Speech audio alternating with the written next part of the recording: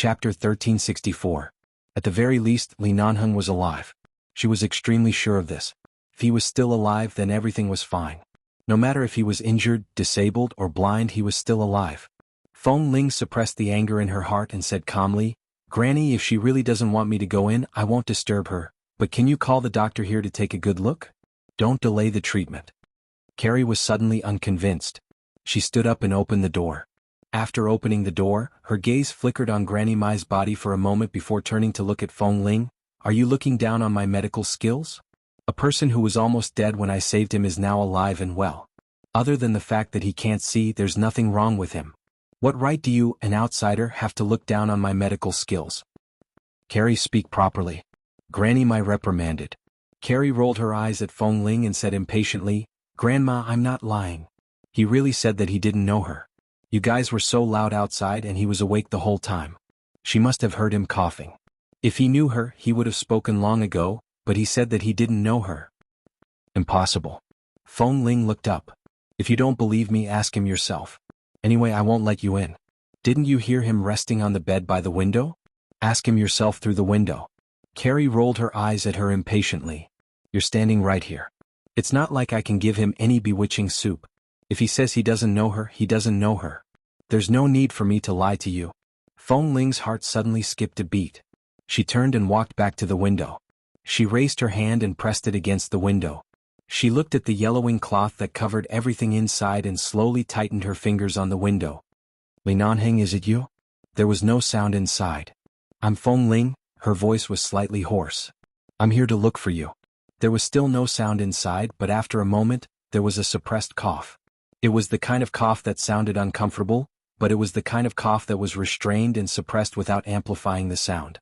This meant that he was indeed awake. He could hear her voice by the window. "Nanheng." Feng Ling pressed her hand hard against the window and raised her voice. "No matter what happens, you can't not acknowledge me. Kay's leg is broken. I can take him back to Los Angeles. Even if you are blind or deaf, you are still Li Nanheng. No matter what happens, you can't push me away. This is what you promised. When you removed me from the base, you said that wasn't pushing me away. Then what is it now? You don't recognize me?" It was very quiet inside. This time there wasn't even a cough. Carrie lost her patience and said, "Listen, he really doesn't care about you and doesn't know you. Can you give up now? Can we go now? I live alone in this small courtyard because I like to live a quiet life. Grandma, take this woman away and don't let her come back." With that, Carrie closed the door again. This time she did not lock it, but looking at the tightly closed door, Granny Mai hesitated for a moment before looking at Feng Ling. Feng Ling remained standing in front of the window. She looked at it. "I just want to know how badly you're injured. You don't want to see me and you don't want to acknowledge me. Are you seriously injured? Can't you even let me take a look? Li Nanheng, I rushed here from New York. I didn't even bring a gun with me when I barged into Israel.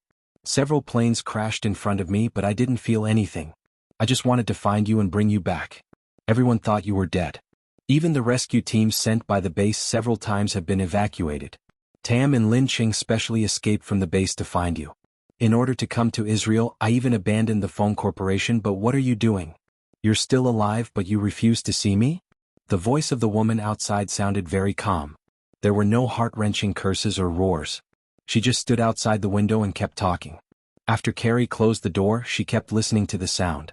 She then turned her eyes and looked at the man who had been sitting silently by the window on the bed. He really did not speak. His unfocused eyes were wide open, and from time to time, he would raise his hand to his mouth to suppress his coughs because of coughing. At this moment, there was no movement outside. Carrie looked at the handsome but pale man. She turned around to pour a glass of water and walked to the bed. She whispered, "You've always wanted to cough, haven't you? Drink a glass of water to suppress it." The man on the bed did not move. When he heard the footsteps outside the window gradually disappear, he slowly raised his hand but raised it aimlessly in the air. Knowing that he could not see, Carrie quickly placed the glass of water in his hand. However, the man had been suppressing his cough for too long.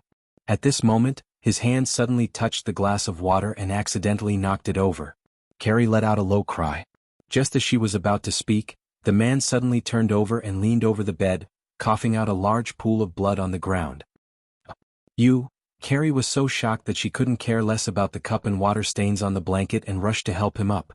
She watched as the man coughed up a few mouthfuls of blood and closed his eyes weakly as though he had lost consciousness.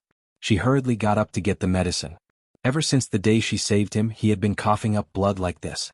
He had been better since yesterday, and it had been more than 30 hours since he last coughed up blood, but he actually started coughing up blood again, and this time it was so much. She knew that his internal organs had been damaged by the chemical explosion, and his internal organs were not light. Otherwise he would not have coughed up blood like this. She quickly helped him back to the bed and carefully wiped the blood from his mouth. Just as she was about to feed him the medicine, the man, who was leaning against the bed with his eyes closed, slowly raised his cold hand and gently pushed away her hand that was about to bring the spoon to his mouth. He said hoarsely, "No need. Is your desire to live that bad?" Carrie was so angry that her eyes turned red. "It wasn't easy for me to save you. I used all kinds of miraculous medicines that our doctors here have developed for many years. It wasn't easy for you to wake up. How can I watch you waste your life like this? If I can't see, then I can't see. So what? It's useless." The man closed his eyes that could not see anything. His voice was so low that it was almost inaudible. "I know my body. Don't waste the medicine."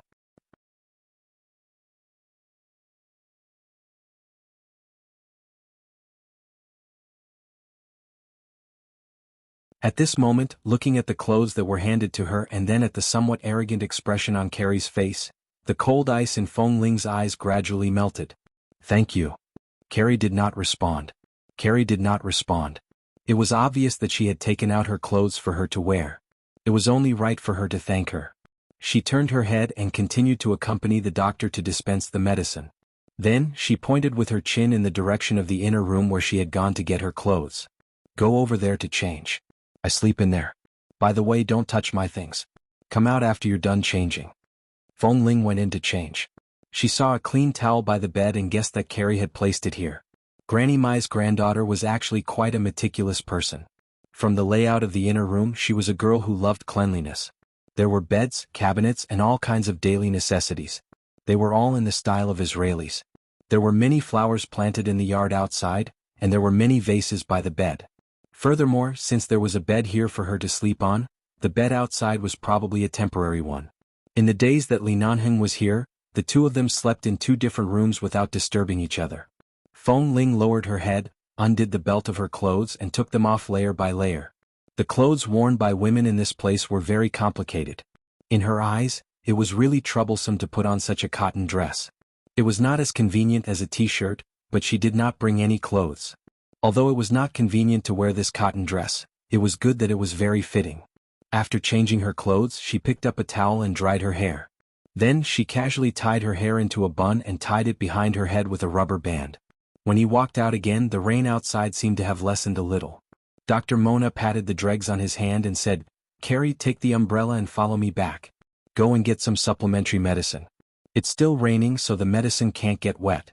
You have to help me hold the umbrella." "All right." Carrie stood up and was about to follow him when she suddenly turned back to look at Feng Ling, who had just walked out of the inner room. A few days ago, Feng Ling had been wearing some clean old clothes that Granny Mai had found. They looked very good on Feng Ling, but this light yellow dress had an especially clear girlish feel. When Feng Ling wore it, it was so beautiful that Carrie was jealous. Why didn't it fit her? If she were a few centimeters taller, she might be very beautiful in such a beautiful dress. Carrie was a little angry. Her woman's instincts made her regret letting her wear such a beautiful dress, but now she had to go back with Dr. Mona to retrieve the medicine. Thus, she said to Feng Ling with an unhappy expression, "I'll go get the medicine with Uncle Mona.